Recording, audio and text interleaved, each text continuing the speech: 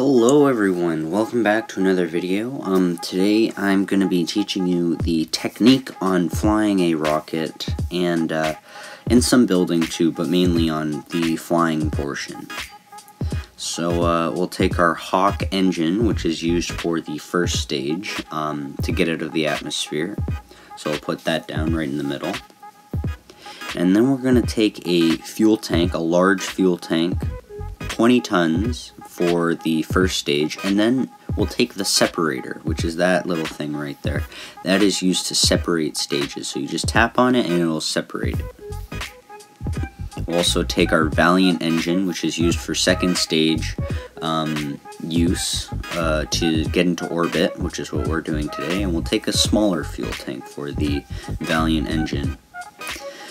And then we'll take our capsule as well for the control, but we're also going to put a separator in between the capsule and the second stage so that when we re-enter the atmosphere we can separate from the rocket and we can deploy our parachute, which we will put on the top of the capsule. So basically the plan is we're going to use our first stage to get up, and then we'll use the second stage to get into space and then orbit the Earth. And then once we do that, we will re-enter the Earth's atmosphere, and we will detach from the ship, and we will basically do a standard parachute landing. So we'll turn on the engine, the Hawk engine, for the first stage by tapping it. And then we're going to use our thrust on the bottom right to control. We're going to put it all the way up to 100, and we're going to tap that off button and turn it on. There we go. So here's the part that's pretty tricky because things move fast when you're flying a rocket. So at around 2,000 meters, it should say in the top right, we're going to start turning the rocket to the right. We do this so that we form an arch on the map, as you can see here, and we want that a pretty long arch, and we want the top of that arch to actually leave the atmosphere and go into space. So around 35 to 45 kilometers, depending on how high you want your orbit. So here it looks like we ran out of fuel, so we're going to detach it by tapping the separator, and we're going to tap that engine and turn it on. You have to make sure everything is very well timed when flying a rocket. There's no brakes. So here you can see that little white dot on the top of the line. That's called the apogee, which is the highest point of your flight. And around there, a little before, you want to go horizontal. Turn your rocket horizontal to the Earth's surface, basically sideways. And then you want to turn on your engine again, and you'll see the arch, it'll get longer and longer until it'll get so long that it'll actually form a circle around the Earth. You'll see in a moment.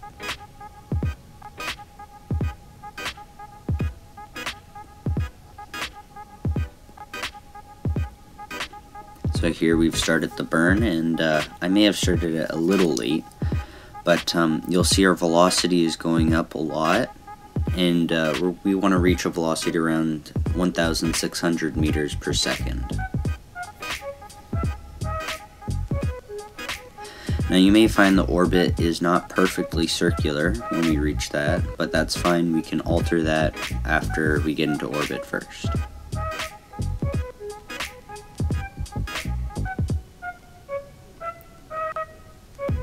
So we're at about 1,600, and there you go. You can see the other side isn't even touching the Earth's surface anymore. So we'll fast forward, we'll make the orbit a little bit more circular. Not perfectly circular. By doing that, you just turn in the direction that you're going in your orbit. You can see where that big white arrow, I know there's a lot, on the bottom left, and you can see I just turned on my engine for a little, and it altered the orbit so that it's more circular. And you'll see that we follow the line perfectly, because in zero gravity there's nothing that can alter our path. But now what we're going to do is we're going to stop, slow time down, and we're actually going to flip the rocket the opposite direction that we're going. So you want the boosters to face the direction that you are going. So in this case, we're going left. We want to point the rocket right. And then we're going to turn on our engine, and you'll see that our orbit actually goes down. And it's fine, it doesn't have to touch the surface to land, because just let air do the work. The air will slow down your rocket for you when you reach the atmosphere. Think of it as like your rocket as a parachute, and the air is rubbing against your rocket, which slows it down. Now as we get further down closer to the Earth, the air will get thicker, which will slow us down a lot more. But for this early part in the stage, you want to use your rocket just a little for landing, because we are going very fast. So right around there should be enough. I stopped my engines, and basically now we just wait until we get down to the thicker part of the atmosphere. So.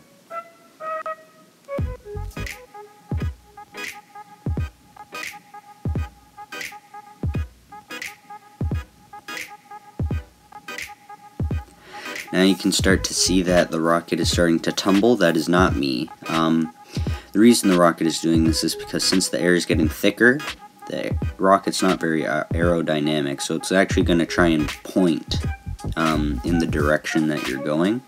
This is fine, just let it do its own thing. You can try to redirect it like what I'm trying to do here, but it doesn't really matter because you're going to separate from that stage in the first place.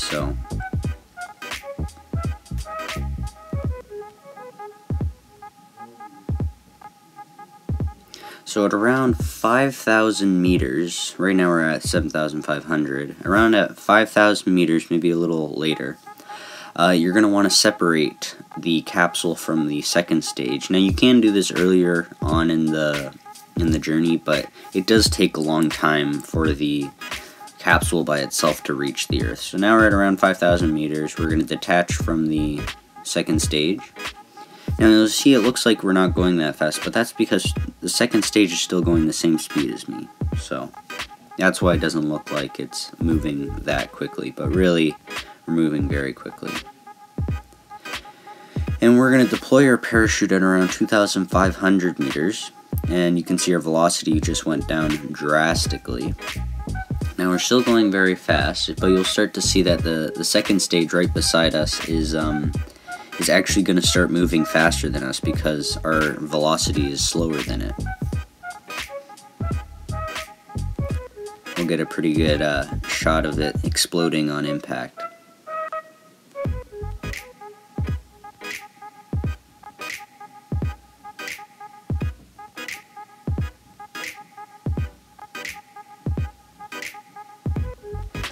And then once it explodes, very nice, and at around 200 meters the parachute will fully deploy, which it just did, and then our velocity is going to go down a lot more. Now if you had watched my last tutorial video that I did yesterday, you'll notice that you want a velocity below 8 meters a second when you're in this stage with the parachute. If not, that means your rocket is too heavy and you either need to have less weight or you need to have more parachutes to slow you down. But here we'll have a nice soft touchdown. There you go.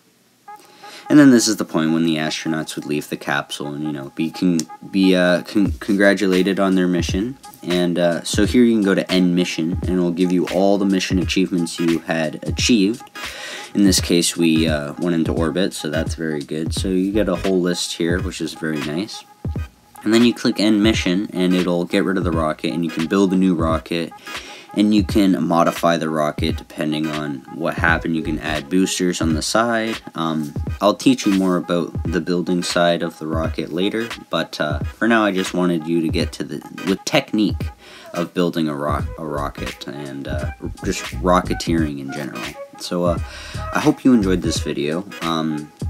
Again, I'm hoping to do more videos like this in the future, more tutorial videos, because I know a lot of you love the stuff that you watch on my other videos on the channel, but you don't know how to do them. So this is a free app that you can get, Spaceflight Simulator, and it really does help a lot.